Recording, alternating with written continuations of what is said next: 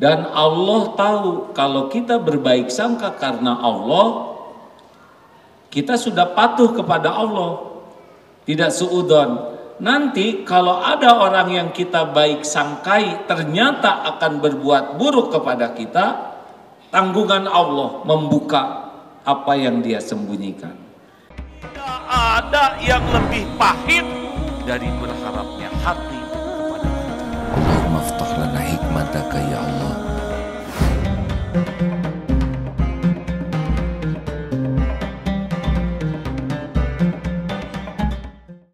Surat Ar-Rahman ayat 60, hal jazaul ihsan illal ihsan, tiada balasan bagi kebaikan kecuali kebaikan. Bapak Ibu ingin husnul khotimah?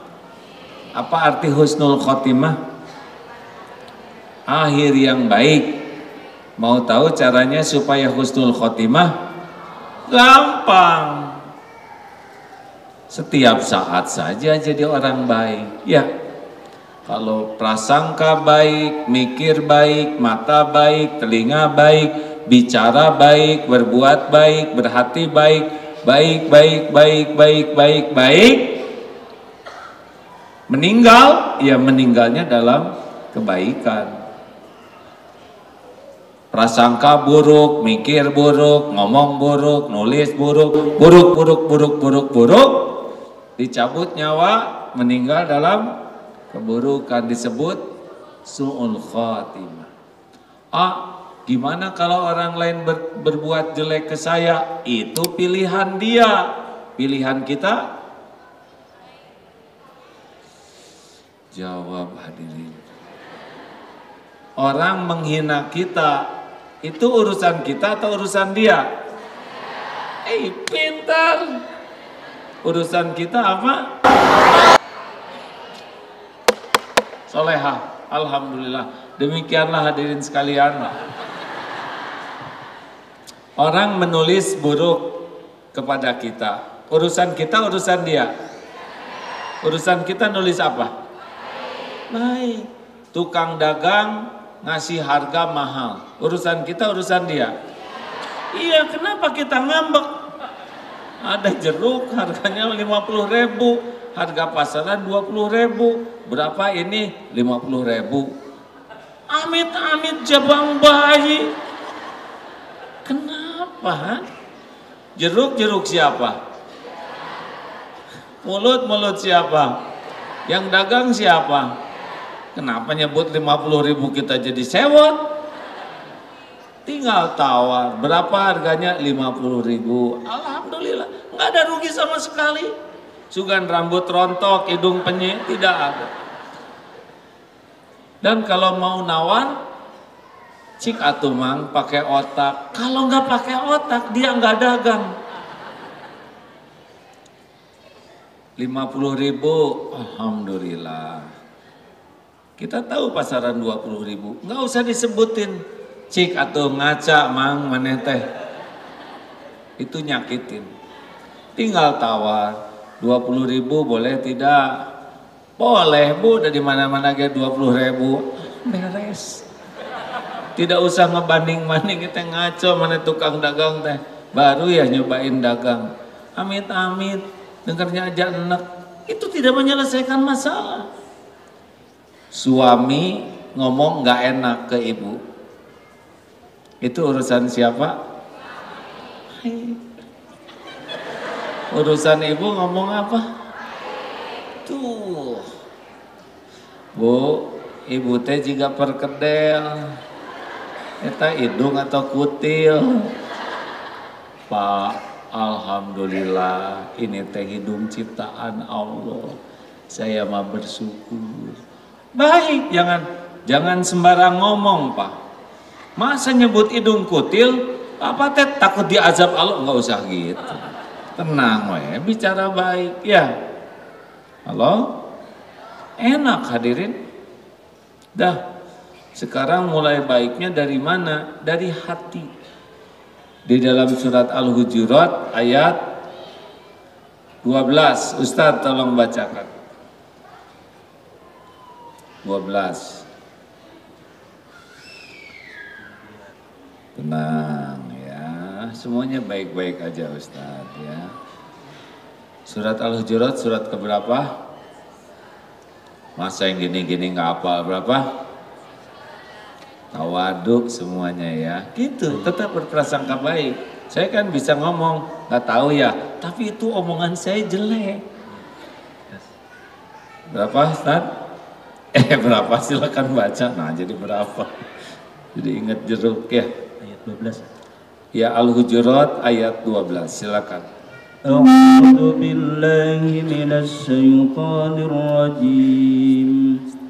Ya ayyuhalladzina amanu ijtanibu katsiran minadh-dhann inna ba'dadh-dhanni ismun wa la tajassasu wa la yaghtab ba'dukum ba'da أيحب أحدكم أن يأكل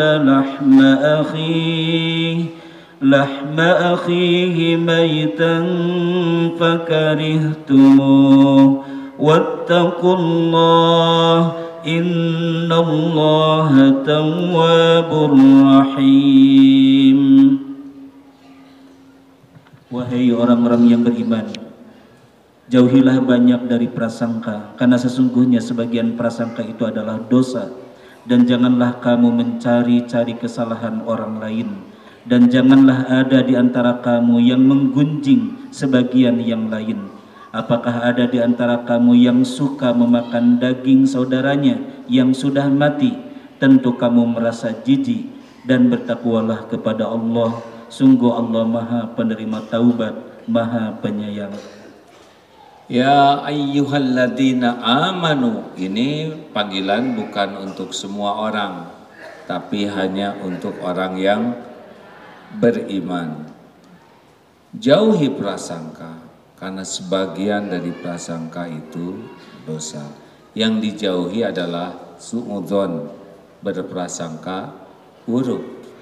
Cari 1001 alasan untuk berprasangka baik kepada orang yang beriman. Enak hadirin. Kepada suami ibu beriman tidak? Jawab, berbaik sangkalah. Kenapa suami belum pulang? Oh mungkin sedang ada kewajiban lain. Husnuzon dulu. Sok udah telat ya. Nyesek aja di sini. Cari 1001 alasan berbaik sangka. Dan Allah tahu kalau kita berbaik sangka karena Allah, kita sudah patuh kepada Allah, tidak suudon. Nanti kalau ada orang yang kita baik sangkai ternyata akan berbuat buruk kepada kita, tanggungan Allah membuka apa yang dia sembunyikan. Jelas hadirin? Misal ada seseorang, wah berbuat baik ke kita, bahasanya baik, kita baik sangka saja. Tapi Allah tahu niat dia. Allah tahu siapa dia yang sesungguhnya. Nanti Allah yang maha kuasa atas segalanya akan memberi jalan. Kita jadi tahu orang ini. Tahu niatnya, tahu sikap buruknya. Karena segala urusan ada dalam kekuasaan Allah. Dan kalau Allah membuka, pasti kebuka. Kalau Allah nutup, tidak ada yang bisa buka.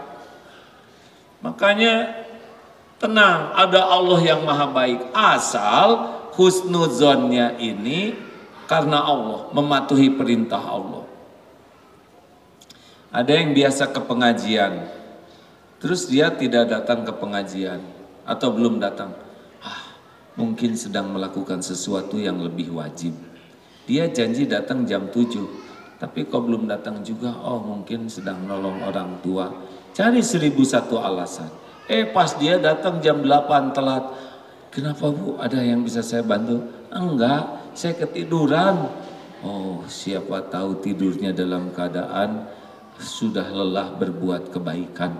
Gitu, karena jengkel juga nggak merubah apa-apa. Saya pernah kena batunya. Suatu saat malam nih di pesantren, Ada yang jam 3 nih tidur santri itu. Ini waktunya tahajud, tidur cur aja. Dipakai gayung. Dulu ya sebelum rada sadar gitu. Zaman galak cur, pas bangun. Bangun dong dek, ini waktunya tahajud, masa piket tidur? Pertolongan Allah datang. Dia tidak banyak jawab, oh iya ada yang datang. Dia tuh piket semalaman, baru aja mau tidur. Tongweo teh hadirin. Allah datangkan tuh orang. Jadi segalanya ini diketahui oleh Allah, segalanya disaksikan oleh Allah. Dan kalau kita mau nurut berbaik sangka, bonus pertamanya tenang. Kalau sudah berburuk sangka, maka bonusnya gelisah. Gelisah itu ciri dosa. Makanya tenang saja, baik sangka. Cari 1001 alasan berbaik sangka. Ke istri, ke suami, nanti Allah akan buka. Kalau memang ini ada sesuatu yang disembunyikan dan tidak baik untuk kita, Allah akan buka.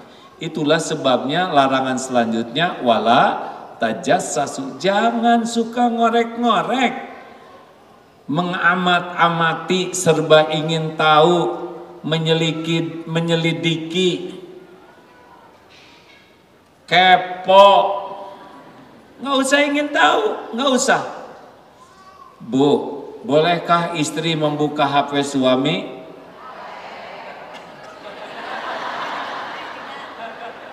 Siapa yang jawab boleh?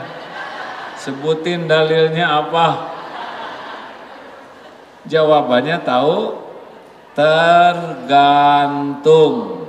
Kalau suami yang nyuruh, Ma, tolong bukakan HP, berarti suami udah siap.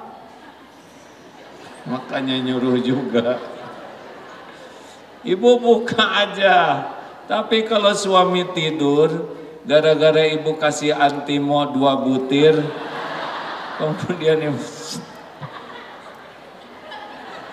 jalan mengendap-endap, ibu stres sendiri karena ibu tidak tahu passwordnya.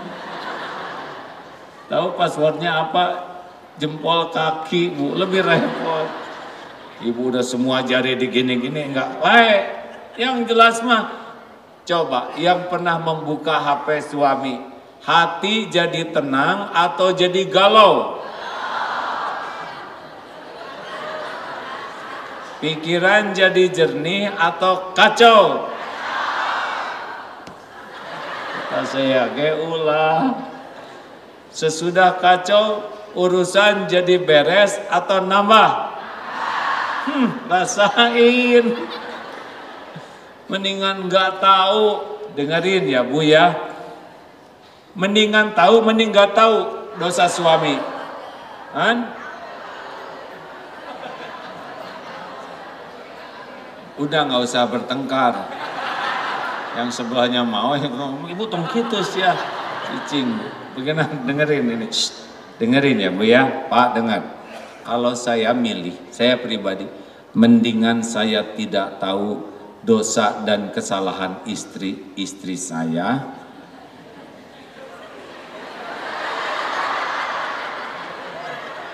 Kenapa yang gini-gini aja ketawa?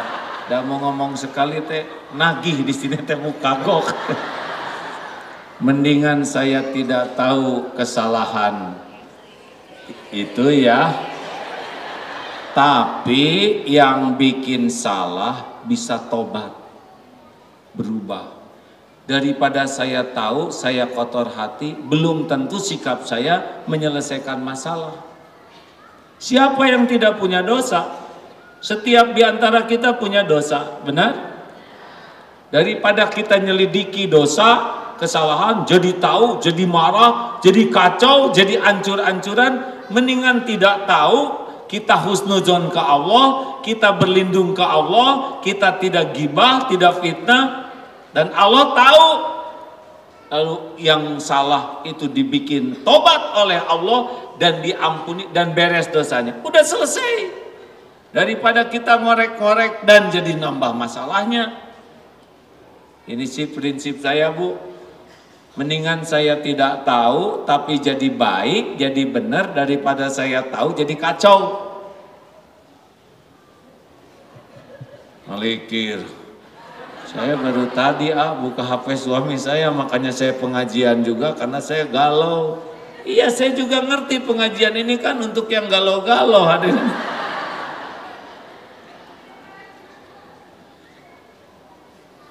Jelas? Husnuzon, hati baik. Gimana kalau ada orang yang berburuk sangka sama kita? Tahu dari mana dia berburuk sangka? Berarti kita yang buruk sangka sama dia. Tetangga saya itu kerjanya buruk sangka sama saya. Ayo saudara tahu dari mana? Ini mah kira-kira. Berarti kita yang buruk sangka sama dia. Udah baik-baik hadirin. Asli hadirin ya. Pokoknya kalau sudah galau, udah nggak enak, jangan diikutin. Itu berarti sudah ada yang salah pada hati kita. Husnuzon kepada orang yang beriman, tapi ada juga waspada, ada hati-hati. Itu misalkan hati-hati Bu, sekarang lagi banyak ada maling. Berarti kita nyimpen tas yang aman itu adalah bukan dari suudzon, tapi ini mencegah orang lain berbuat kezoliman. Karena kan maksiat itu dua, ada niat dan ada kesempatan. Ada niat, tidak ada kesempatan, tidak jadi. Ada kesempatan, tidak ada niat, tidak bisa. Makanya jangan membuat kesempatan. Dah, hati sing baik. Mikir juga baik. Bagaimana mikir baik? Ini saya sekarang sedang ketipu. Boleh jadi kita ketipu ini adalah bagian dari penggugur dosa. Mungkin dulu pernah berbuat kurang baik ke orang dan kita belum tobat. Ini ada jalannya. Tapi saya nggak pernah nipu orang. Ini tabungan. Boleh jadi uang tabungan ini sudah kita ilahkan. Menurut ibu gimana tabungan? Ini tabungan yang sangat penting bagi saya. Ini adalah jaminan masa depan saya. Tabungan inilah untuk anak-anak saya. Oh, berarti Allah hilangkan tabungan itu karena ibu sudah mengilahkan tabungan. Lebih merasa aman oleh tabungan daripada aman oleh janji Allah. Diilangin oleh Allah. Itu pun baik. Jadi baik itu bukan sesuatu yang cocok dengan keinginan kita, tapi yang terbaik itu apa yang membuat kita bisa dekat dengan Allah. Kenapa ya dulu suami saya janji ke saya tuh hanya mau diriku seorang diri, tapi sekarang kelihatannya dia itu mengikuti jejak Nah, jangan nyebut-nyebut saya. Sok ngait-ngait ke saya, Pak. Apa Bapak nunduk, Pak? Dengarin, Bu. Boleh jadi teguran dari Allah bahwa selama ini posisi Allah di hati kalah oleh posisi suami. Suami, kau segalanya suamiku. Dikit-dikit suami, WA suami. Pak, di mana? Video call dong. Itu kan patroli ya, kami juga udah tahu dunia lelaki ya. Kenapa Pak sering video call ya? Dikit-dikit suami demi suami, ini suami, sangat takut jauh dari suami, sangat senang suami. Ini udah bahaya ini. Allahnya di mana? Kenapa kita lagi mau sholat ada suami gak jadi? Dipercepat sholatnya. Ngaji ada suami nggak ngaji. Pokoknya suami saking takutnya suami tidak senang, jadi hak-hak Allah terabaikan. Siap nih. Allah yang menciptakan ibu-ibu siapa? Jawab. Yang memberi rezeki siapa? Yang memberikan hidayah siapa? Yang nutupin dosa ibu-ibu siapa? Yang bisa mengampuni siapa? Yang ngasih pahala siapa? Yang ngasih husnul khotimah siapa? Yang punya sorga siapa? Nah, atuh pakai suami terus yang ada di hati. Kalau gitu suami ibu apa? Jawab. lelaki ibu. Suami ibu adalah, saya juga sudah tahu suami ibu lelaki, ladang aman. Jadi jangan segala-galanya demi suami, rileks aja bu. Suami nggak ada, Allah Maha ada, benar? Nah inilah yang harus kita sadari, bahwa berbuat baik ke suami bukan supaya suami baik ke kita, ke istri. Berbuat baik ke suami bukan supaya suami tidak berpaling hati, tapi berbuat baik ke suami karena Allah menyukai berbuat kebaikan.